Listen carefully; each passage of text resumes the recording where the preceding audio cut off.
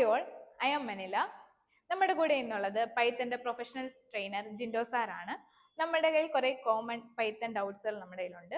അപ്പം അതിന്ന് നമുക്ക് ജിൻഡോ സാറുമായിട്ട് ഷെയർ ചെയ്യാനാണ്. നമുക്ക് Q&A പോകാം. Hi Jinto sir. ഹായ്. നമുക്ക് പൈത്തന്റെ കുറച്ച് കോമൺ ക്വസ്റ്റ്യൻസ് വന്നിട്ടുണ്ട്. എല്ലാവർക്കും ഉണ്ടാകുന്ന കുറച്ച് ഡൗട്ട്സ് നമുക്കത് കണ്ടിന്യൂ ചെയ്യാം. എന്താണ് കോഡിംഗ്?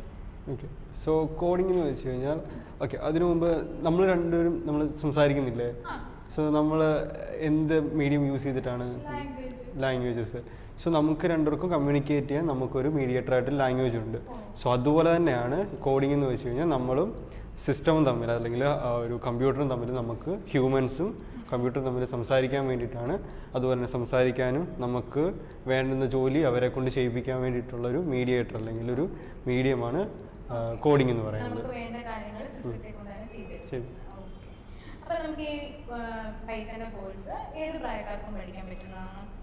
അതെ, പൈത്തൺ എന്ന് പറയുന്നത് ഒരു ബിഗിനർ ഫ്രണ്ട്ലി ആയിട്ടുള്ളൊരു ലാംഗ്വേജ് ആണ്. സോ അത് നമുക്ക് ആർക്ക് വേണമെന്നുണ്ടെങ്കിലും ഏജ് ഡിഫറൻസ് ഇല്ലാതെ ആർക്ക് വേണമെന്നുണ്ടെങ്കിൽ സ്റ്റാർട്ട് ചെയ്യാൻ പറ്റും. അതായത് ചെറിയ പ്രായം മുതൽ വലിയ പ്രായമുള്ളവർക്ക് വരെ ബിഗിനർ ഫ്രണ്ട്ലി ആണ്. സോ കാരണം മറ്റുള്ള ലാംഗ്വേജ് വെച്ച് നോക്കുന്ന സമയത്ത് കുറച്ച് സ്ട്രെയിറ്റ് ഫോർവേഡ് ആണ്. അതിൻ്റെ സിൻടാക്സ് വൈസ്ലി സ്ട്രെയിറ്റ് ഫോർവേഡ് ആണ്, കുറച്ച് എളുപ്പമാണ് ചെയ്യാൻ വേണ്ടിയിട്ട്. ഈസി. അതേപോലെ തന്നെ നമുക്ക് ക്വാളിഫിക്കേഷൻ നോക്കുന്നില്ല, ഏത് ക്വാളിഫിക്കേഷൻ ഉള്ളവർക്കും പൈത്തൺ പഠിക്കാം. അതെ അതെ. ഓക്കെ, അപ്പോൾ എന്തുകൊണ്ട് ഈ പൈത്തൺ ഈസി ടു ലേൺ എന്ന് പറയുന്നത്? Okay, so easy to learn എന്ന് പറയുന്നത് അതായത് ഞാൻ മുമ്പ് പറഞ്ഞ പോലെ തന്നെ മറ്റുള്ള ലാംഗ്വേജ് കമ്പയർ ചെയ്യുന്ന സമയത്ത് അത് കുറച്ച് സ്ട്രെയിറ്റ് ഫോർവേഡ് ആണ്. അതായത് സിൻടാക്സ് വൈസിലി വളരെ സിമ്പിളായിട്ട് ലൈറ്റ് വെയ്റ്റഡ് ആയിട്ടുള്ള ലാംഗ്വേജ് ആണ് പൈത്തൺ എന്ന് പറയുന്നത്. അതുപോലെ തന്നെ നമുക്ക് നോർമലി യൂസ് ചെയ്യുന്ന ഡിക്ഷണറി യൂസ് ചെയ്യുന്ന ഇംഗ്ലീഷിലുള്ള വാക്കുകളാണ് ഇതിന് കീവേഡ്സ് ആയിട്ട് കൊടുത്തിട്ടുള്ളത്. സോ അതുകൊണ്ട് തന്നെ നമുക്ക് എളുപ്പത്തിൽ റീഡബിലിറ്റിയും കൂടുതലായിരിക്കും, മനസ്സിലാക്കിയെടുക്കാൻ പറ്റും, വായിച്ചെടുക്കാനും എളുപ്പത്തിൽ പറ്റും. സിമ്പിളാണ്. നമുക്ക് ഈ പൈത്തന്റെ കോഴ്സ് ഓൺലൈൻ ആണോ ഓഫ്ലൈൻ ആണോ ജിൻഡോ സാർ കുറച്ചുകൂടെ പ്രിഫർ ചെയ്യുന്നത്? ഓക്കെ, സോ രണ്ടും സെയിം ആണ്. നമ്മുടെ സാഹചര്യം പോലെ ഇരിക്കും. ഇപ്പം നമുക്ക് ഒരാൾക്ക് ഒരു ഹൗസ് വൈഫ് ആണെന്നുണ്ടെങ്കിൽ അവർക്ക് നമുക്ക് ഓഫ്ലൈനിൽ വന്ന് പഠിക്കാൻ പറ്റത്തില്ല. സോ അവർക്ക് ഓൺലൈൻ തന്നെ ആയിരിക്കും അവർ പ്രിഫർ ചെയ്യുന്നത്, അല്ലെങ്കിൽ അവർക്ക് എളുപ്പത്തിൽ പറ്റുന്നതും അതായിരിക്കും.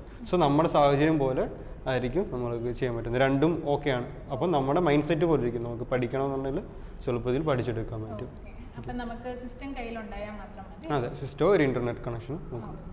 ഓക്കെ, ഇപ്പോൾ ഈ പൈത്തണിനകത്ത് കേൾക്കുന്നവരാണ് ഫ്രെയിം വർക്ക്. എന്താണ് ഈ frame work?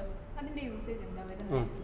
So frame work എന്ന് വെച്ച് കഴിഞ്ഞാൽ ഒരു സ്ട്രക്ചർ ആയിരിക്കും, അല്ലെങ്കിൽ ഒരു പ്രീ ബിൽട്ട് ആയിട്ടുള്ള കുറച്ച് സ്ട്രക്ചർ അല്ലെങ്കിൽ കുറച്ച് പ്രവർത്തികൾ ചെയ്യാനുള്ള കുറച്ച് സ്ട്രക്ചർ ആയിരിക്കും ഫ്രെയിം വർക്ക് എന്ന് പറയുന്നത്. സോ ഒരു എക്സാമ്പിൾ പറയുകയാണെന്നുണ്ടെങ്കിൽ നമ്മളിപ്പം നമ്മുടെ ഏറ്റവും വലിയ പ്രോബ്ലം എന്ന് പറയുന്ന ഒരു വെബ്സൈറ്റ് അല്ലെങ്കിൽ വെബ് ആപ്പ് ക്രിയേറ്റ് ചെയ്യാനായിരിക്കും. സോ നമ്മൾ പഠിപ്പിക്കുന്ന രീതിയിൽ. സോ ആ സമയത്ത് നമുക്ക് ആ പ്രോബ്ലത്തെ നമുക്ക് എളുപ്പത്തിൽ ചെയ്യാൻ വേണ്ടിയിട്ട് ഒരു പ്രീ ബിൽട്ട് ആയിട്ടുള്ളൊരു സ്ട്രക്ചർ ഉണ്ടായിരിക്കും. സോ നമ്മൾ ഒരു എക്സാമ്പിൾ പറയുകയാണെന്നുണ്ടെങ്കിൽ നമ്മൾ ജാങ്കോ ആണ് യൂസ് ചെയ്യുന്നത്. സോ ജാങ്കോ എന്ന് പറയുന്നത് ഒരു വെബ് ഫ്രെയിം വർക്കാണ്. സോ വെബ്സൈറ്റ് ഒക്കെ ചെയ്യാൻ വേണ്ടിയിട്ട് അപ്പോൾ അവരൊരു സ്ട്രക്ചർ നമുക്ക് തരുന്നുണ്ട്. അത് ത്രൂ ചെയ്യുകയാണെന്നുണ്ടെങ്കിൽ നമുക്ക് എളുപ്പത്തിൽ അത് ചെയ്തെടുക്കാൻ പറ്റും. അതെ, ജാങ്കോ ഉണ്ട്, അതുപോലെ തന്നെ ഫ്ലാസ്ക് ഉണ്ട്. സോ പിന്നെ അതുപോലെ തന്നെ വേറെ ഓരോ ഇൻഡസ്ട്രീസിനും അതിൻ്റെതായിട്ടുള്ള ഫ്രെയിം വർക്കുകളുണ്ട്. സോ ഡ്യൂറേഷൻ എന്ന് പറയുന്നത് നമുക്ക് പ്രൊജക്റ്റിൻ്റെ സ്കെയിലബിലിറ്റി അല്ലെങ്കിൽ എത്ര വലിയ പ്രൊജക്റ്റാണ് നമ്മൾ ചെയ്യുന്നതെന്നുള്ളതായിരിക്കും ഡിപ്പെൻഡ് ചെയ്തിട്ടായിരിക്കും ഇരിക്കുന്നത്. പക്ഷേ നമ്മൾ പറഞ്ഞ പോലെ തന്നെ ഒരു ഫ്രെയിം വർക്ക് ഉണ്ടെന്നുണ്ടെങ്കിൽ നമുക്ക് നോർമലി ചെയ്യുന്നതിനെക്കാട്ടും കുറച്ചും കൂടി എളുപ്പത്തിൽ ചെയ്തെടുക്കാൻ പറ്റും. അതെ.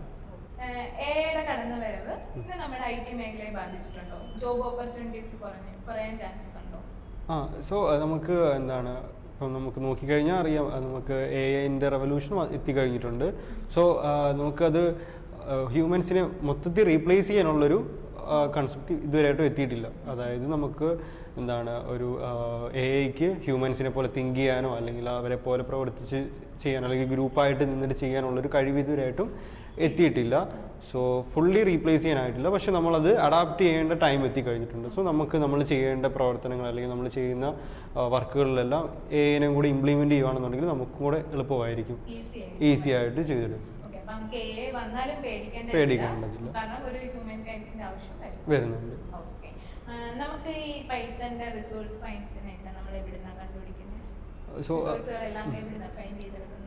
Okay, so first of all നമുക്ക് പൈത്തൺ തന്നെ അവർ ഒരു ഡോക്യുമെൻറ്റേഷൻ പ്രൊവൈഡ് ചെയ്യുന്നുണ്ട്. സോ ജസ്റ്റ് python.org എന്ന് പറഞ്ഞിട്ട് നിങ്ങൾ സൈറ്റിൽ കയറി നോക്കിക്കഴിഞ്ഞാൽ നമുക്ക് അതിൻ്റെ അപ്ഡേഷൻസ്, അതുപോലെ തന്നെ കുറേ ഡോക്യുമെൻറ്റേഷൻസ്, ദെൻ പൈത്തനകത്തുള്ള കീവേഡ്സുകൾ എന്തിനാണെന്നുള്ളൊരു ഒരു പ്രോപ്പറായിട്ടുള്ള ഡോക്യുമെൻറ്റേഷൻ അവർ തന്നെ തരുന്നുണ്ട്. ദെൻ അതുപോലെ തന്നെ നിങ്ങൾക്ക് പല സോഷ്യൽ മീഡിയാസിലും നമുക്ക് കമ്മ്യൂണിറ്റീസ് ഉണ്ട്. സോ അതായത് ഒരു എക്സാമ്പിൾ പറയുകയാണെന്നുണ്ടെങ്കിൽ റെഡിറ്റ്, ട്വിറ്റർ, ഇങ്ങനെയുള്ള പ്ലാറ്റ്ഫോമിലൊക്കെ കയറി കഴിഞ്ഞാൽ നമുക്ക് ഇതിൻ്റേതായിട്ടുള്ള കമ്മ്യൂണിറ്റികൾ കിട്ടും. സോ അവിടെ കുറേ ഗ്രൂപ്പ് ഓഫ് ഡെവലപ്പേഴ്സ് ഉണ്ടായിരിക്കും. സോ അവർ പറയുന്ന കാര്യങ്ങൾ അവരോട് നമുക്ക് ചോദിക്കാൻ പറ്റും. സോ റിസോഴ്സസ് നമുക്ക് ഫൈൻഡ് ചെയ്യാൻ പറ്റും. ഇങ്ങനെയുള്ള കാര്യങ്ങൾ ചെയ്യുകയാണെന്നുണ്ടെങ്കിൽ ബെറ്ററാണ്. പിന്നെ മീഡിയം പോലുള്ള ബ്ലോഗിങ് സൈറ്റുകളൊക്കെ നോക്കിക്കഴിഞ്ഞാൽ നിങ്ങൾക്ക് അതും അതിനകത്തുനിന്നും കുറേ റിസോഴ്സസ് കിട്ടും. ഗൂഗിളിൽ പോയി ബിഗിനറായി നിൽക്കുന്നവർ എന്താണ് പോയി സെർച്ച് ചെയ്യേണ്ടത്? എന്ത് സെർച്ച് ചെയ്യണമെന്ന് അറിയില്ലല്ലോ. ഓക്കെ, ജസ്റ്റ് python.org, നമ്മൾ ഫസ്റ്റ് പറഞ്ഞ പോലെ തന്നെ python.org എന്ന് പറഞ്ഞിട്ട് സൈറ്റുണ്ട്. പൈത്തൻ്റെ ഒരു സൈറ്റാണ്. ദെൻ ഇപ്പം നമ്മൾ പറഞ്ഞ പോലെ തന്നെ നമുക്ക് നോർമലി എല്ലാവർക്കും അറിയാവുന്നതായിരിക്കുമല്ലോ, സോഷ്യൽ മീഡിയ എടുക്കുന്നവരായിരിക്കും. അപ്പോൾ അവർക്ക് ട്വിറ്ററിൽ അക്കൗണ്ട് എടുക്കുക, റെഡിറ്റിൽ അക്കൗണ്ട് എടുക്കുക. സോ അത് കഴിഞ്ഞിട്ട് അവർ അതിനകത്ത് പൈത്തൻ്റെ കീവേഡുകൾ അടിച്ചു കഴിഞ്ഞാൽ തന്നെ നമുക്ക് ഓരോ കമ്മ്യൂണിറ്റികൾ കിട്ടും. അല്ലല്ല. ഇതൊക്കെയാണ് നമുക്ക് പൈത്തണിലുള്ള കോമൺ ക്വസ്റ്റ്യൻസ്. നിങ്ങൾക്കും താഴെ ഇതേപോലെ ഡൗട്ട്സുകൾ ഉണ്ടെങ്കിൽ കമന്റ് ചെയ്യാവുന്നതാണ്. Thank you Jinto. ജോലി കിട്ടുമെന്ന് ഉറപ്പുള്ള ഒരു സ്കിൽ ബേസ്ഡ് കോഴ്സ് അല്ലേ നിങ്ങൾക്കും വേണ്ടത്? ടെക്വിൻസസ് ഉള്ളപ്പോൾ ജോലിയും ഉറപ്പ്. Python full stack, men stack, flutter, ASP.NET തുടങ്ങി ട്രെൻഡിംഗ് കോഴ്സുകൾ പ്രാക്ടിക്കൽ പ്രൊജക്ടോട് കൂടി ഓൺലൈനായോ ഓഫ്ലൈനായോ പഠിക്കാം. നിങ്ങൾ ഇനി നോൺ IT ഫീൽഡിലുള്ളവരോ ഇയർ ഗ്യാപ്പ് ഉള്ളവരോ ആവട്ടെ, ബേസിക് ലെവൽ മുതൽ അഡ്വാൻസ് ലെവൽ ട്രെയിനിംഗ് വരെ, ഒപ്പം ഇന്റഗ്രേറ്റഡ് ഇന്റേൺഷിപ്പ് കോഴ്സും 100% ഗ്യാരണ്ടീഡ് പ്ലേസ്മെന്റ് അസിസ്റ്റൻസും. ഇപ്പോൾ തന്നെ എൻറോൾ ചെയ്യൂ. ടെക്വിൻസസ് കൊച്ചി.